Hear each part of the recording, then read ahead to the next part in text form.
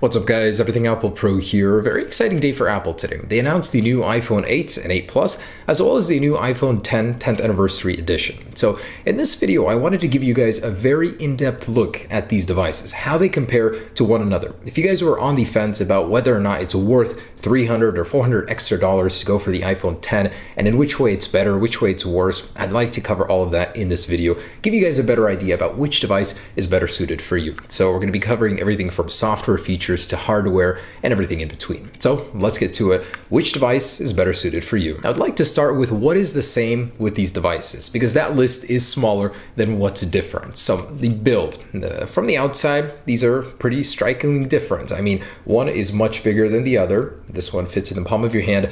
This one doesn't. I mean, not so comfortably anyways to use with one hand. This is definitely a one-handed operational device, more or less so than the iPhone Plus series. I mean, this is pretty close in size to the iPhone 8 now. They both feature a very similar design with glass on the front and back, and the actual type of glass is the same on both the iPhone 10 and the iPhone 8 and 8 Plus series, as it is 50% harder than the standard glass on the iPhone 7 and 7 Plus. So that's good in terms of durability. As far as displays go, these guys do have the same technologies when it comes to displays in terms of True Tone, so they will both adjust the ambience of the display to the current color temperature in the room, giving it a more even look. Also, they are both capable of the same brightness. So even though this one is an organic LED display, it is still capable of about 625 nits, the same as the iPhone 8 and 8 Plus. And I was actually wrong about this in my original video. Both of these devices are still using IP67 water resistance. So that means 3 feet for 30 minutes, not longer. I said IP68, and that is just not true. So both are splash resistant, but definitely don't take them in the pool expecting them to survive. Now, the processing power across all three of these devices is the same. So you're going to get the Apple A11 chip with the Neural Engine and A11 Motion coprocessor on all three devices. So they'll all be just as powerful as each other, although it's not confirmed. The iPhone 8 though will be getting a gigabyte less of RAM compared to the 8 Plus and iPhone 10. Now, all of the cameras are 12 megapixel, although only the 8 Plus and the iPhone 10 will be getting the portrait mode. So using an improved version of the existing one, you're going to get that bokeh effect in some certain locations and pictures that you decide to use that on. All of the devices do have the improved flash unit with a 2 times better uniformity when taking pictures in the dark with that flash, so that's good. Both the iPhone 8 Plus and iPhone 10 do have the new portrait lighting mode, which is in beta. And surprisingly, all of the devices can do the 4K 60 frames per second and 1080p at 240 frames per second.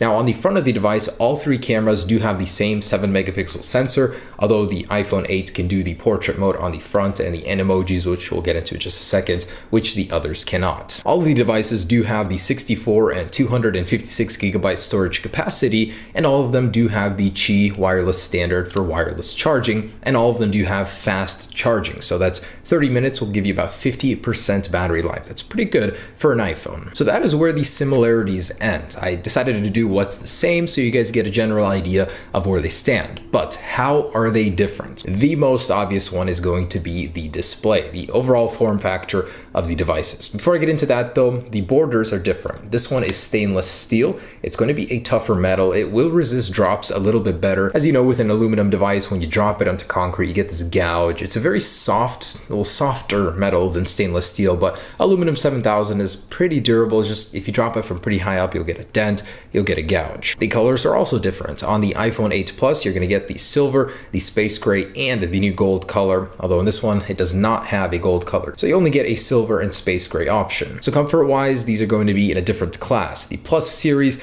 is not so simple to use with one hand. You really got to stretch, and that's why it has reachability. On this guy, it's a lot easier to use with one hand. The iPhone 8 is comparable in terms of screen size, although this one is just a little bit wider by a few millimeters.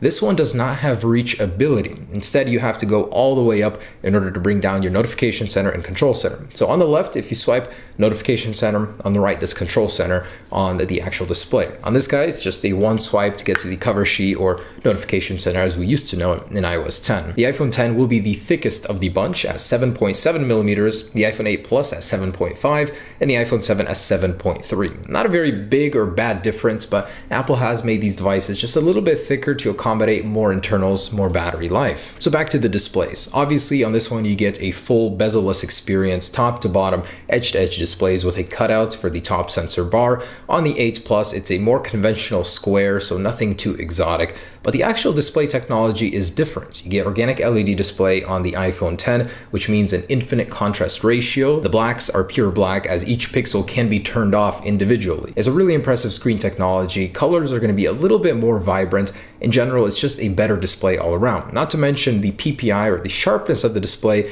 is considerably better. You've got a 458 pixels per inch density on the 10, a 401 on the 8 Plus, and a 326 on the standard iPhone 8. So front-facing cameras, both are 7 megapixels, although this one is a Face ID capable device, meaning it can scan your face, a 3D map model of your face can be made, and you can do different things with them, such as unlock your phone with Face ID, pay for certain things with Face ID, or even do animojis, a new cool little fun trick that the iPhone 10 has. Animate your own emojis using your face. This guy is not capable of that. That means it will not be getting portrait mode either, in order to take those cool portrait mode effects using your face. Now, as far as cameras go, the iPhone 8 Plus, iPhone 8, and iPhone 10 all share 12 megapixel sensors, but between the 8 Plus and the iPhone 10, there are several key differences. For one, this thing has a lower aperture on its telephoto zoom lens. That means you're going to get a better picture, better quality in low light. This one also does have dual optical image stabilized sensors. That means as soon as you zoom in a video or a photo,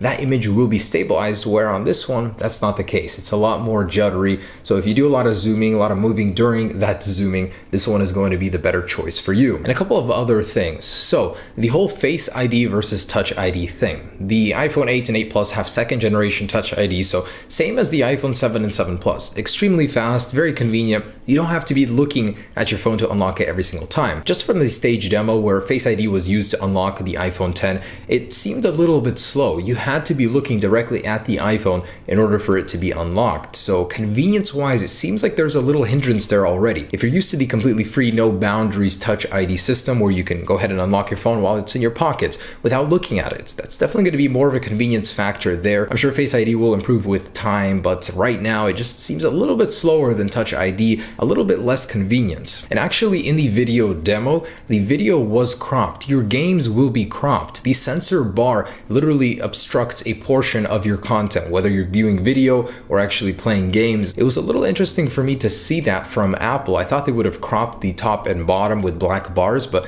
nope, it's literally just obstructing your content. And if you don't want that, definitely go for the larger Plus size. Not to mention, these are not comparable. Your content will appear bigger on the Plus series phone just because it has more room to expand width-wise. This one is a very constrained device. Your content will definitely appear smaller than this one, even though there's more room with a taller display. Just something to consider. And then the topic of battery life. So all of them do have pretty good battery life. The iPhone 8 and 8 Plus have the same as the iPhone 7 Plus, and this guy has 2 hours better battery life than the iPhone 7. So where does that put it comparing it to the 8 Plus? The iPhone 10 will do an hour less internet usage time and video playback compared to the iPhone 8 Plus. So not too bad actually. 1 hour less for this huge display is not a bad deal. And lastly, price and release date. So the iPhone 10 definitely carries with it a premium over the iPhone 8 and 8 Plus, $200 over the iPhone 8 Plus, and $300 over the standard iPhone 8. Now, considering all that you get for those $300,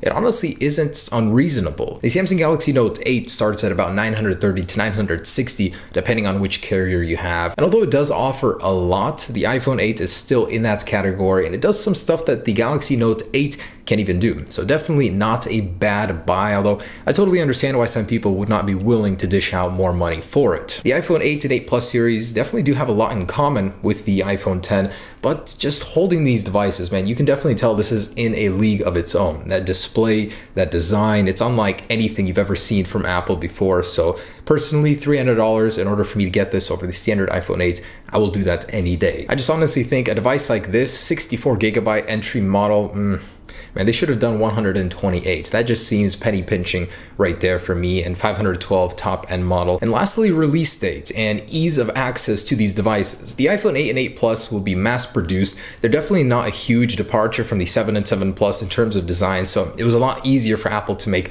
a lot of them. That means they're not going to sell out as fast, and you'll probably be able to get one if you really wanted to. The iPhone 10 though, oh man, this thing will be extremely limited at launch, and it's going to be launching a little over a month after this guy. So November 3rd for this street day, September 22nd for these guys. So it will be releasing later. It'll have a smaller supply. That means it'll be harder to get in general. So if you guys definitely wanted to get one, the 8 and 8 Plus series would be easier. Just another reason to go for one of those. But the wait will be worth it for this one if you really, really want to. So there it is, guys, the iPhone 10 and the iPhone 8 and 8 Plus. They do have a lot of similarities, they do have a lot of difference, but depending on what you're looking for from these devices, it's definitely your choice. I'm choosing the iPhone 10 any day over these guys. So thanks for watching, guys. Hope you enjoyed this video. Hopefully it made your decision just a little bit easier deciding between them. Peace.